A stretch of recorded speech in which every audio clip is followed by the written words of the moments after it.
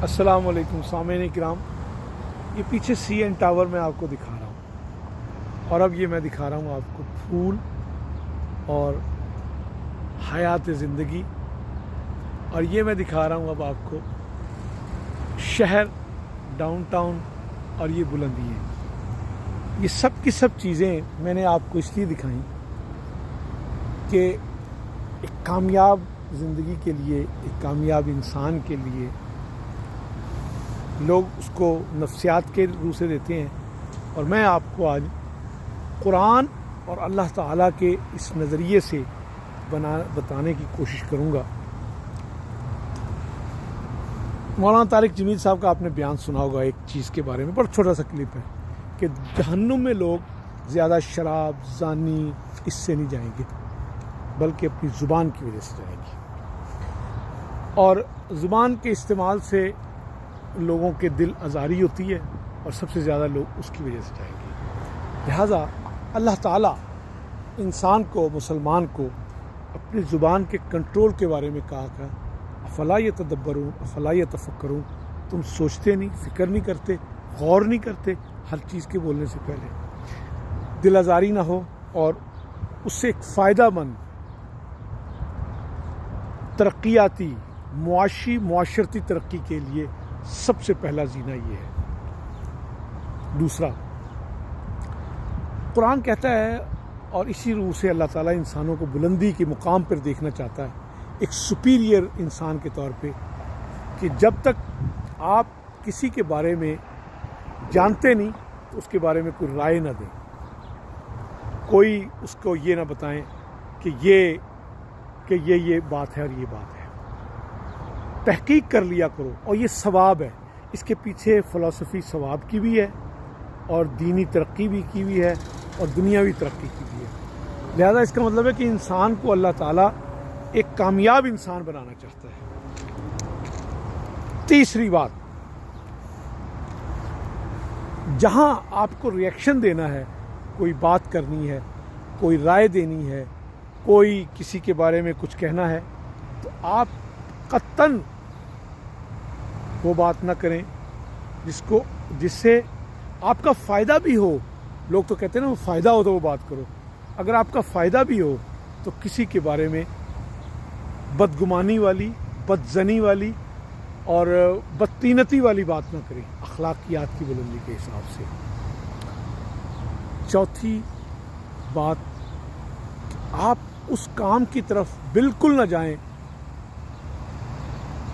जिससे आपको ताल्लुक़ नहीं है, और अपने मामलात पे फोकस करें। अल्लाह ताला इंसान को, अब ये जितनी दीनी तरबियती प्रोग्रामात होते हैं तंजीमों के या उनके, वो आपको फोकस करना सिखाते हैं इस काम पे, डिस्ट्रैक्ट ना हो आप। उसके लिए आपके लिए ज़रूरी है कि नबी सल्लल्लाहु अलैहि वसल्लम कुरान पाक को पढ़ें और साथ सीरत को पढ़ें। आपको ये चीज़ें डिस्ट्रैक्ट नहीं होंगे, और एक आपको फोकस रखेंगे। पांचवी और आखिरी बात, इंसान के जज्बात के अंदर जो है 3-4 चीज़ें हैं। लालच है, खौफ है, फियर जिसे कहते हैं, और ये वो 2 जज्बात हैं। इसको आप सिर्फ किसी से कोई खौफ ना खाएं, आप अल्लाह का खौफ खाएं। सबसे बड़ी बात ये, अल्लाह का खौफ करने वाला इंसान दुनिया में भी कामयाब है और आखिरत में भी कामयाब होगा।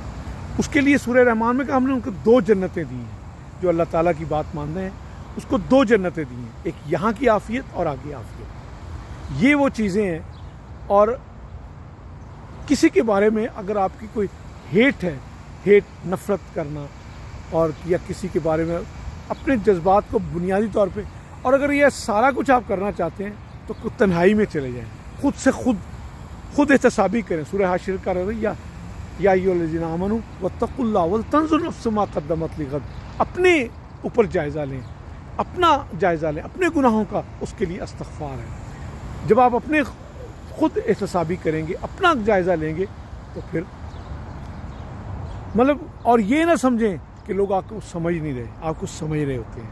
तो इस लिहाज से ये 2 बातें, 5 बातें, और आखिरी बात की 4 हिस्से। नफ़रत करना किससे, ये सारे जब आप इनको अल्लाह के اور نبی صلی اللہ علیہ وسلم کی سنت اور سیرت کے مطابق کریں گے تو آپ خود بخود ایک بڑے آدمی بن جائیں گے، مالی طور پہ آسودہ حال بن جائیں گے، وقت ضائع کرنے والے نہیں ہوں گے، فوکس کرنے والے ہوں گے۔ یہ 5 باتیں میں نے آپ کو بتانی تھی۔ گو کے اندر میرے اندر میں عقل کل اور کامل العقل اور کامل العمل نہیں ہوں، اور کوئی بھی نہیں ہے، لیکن ہم سب لوگ ایک کامیاب زندگی، دنیا اور آخرت کی کامیاب زندگی کے لیے ہم گزارتے ہیں، اور جب ہم اس کے مطابق زندگی گزاریں گے انشاءاللہ اس مینارے کی طرح ہم بلندی کے ہوں گے، اور ان بلڈنگوں کی طرح ہم پوری جو ہے نا آب و تاب سے اپنا رول پلے کر رہے ہوں گے، اور عافیت کی زندگی ہم اس طرح گزاریں گے۔ ساتھ ہی میں آپ کو دکھا دیتا ہوں کہ یہاں میرے پیچھے ٹرینز کا ایک وہ ہے اسٹیشن، جسے پرانے انجن یہ وہ کھڑے کیے ہوئے ہیں۔ بہرحال میں نے بات کو آپ کو بتانے کی، یہ میرے لیے ہیں، یہ ساری باتیں میرے لیے ہیں، اور یہ سب خامیاں میرے اندر ہیں، اور میں ان کو سمجھنے کی کوشش کرتا ہوں۔ اللہ مجھے اور سب کو اس میں کامیاب فرمائے۔ السلام علیکم ورحمۃ اللہ۔